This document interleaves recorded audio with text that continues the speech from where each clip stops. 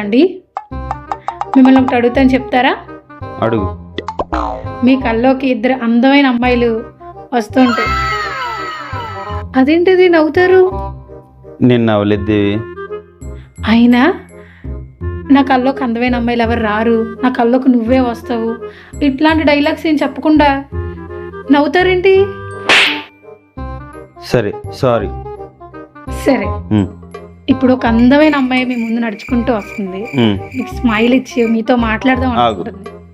రావద్దని చెప్తా, అయినా వస్తే నాకు పెళ్ళయిందని చెప్తా, మళ్ళీ వస్తే గుద్దు గుద్దుతా.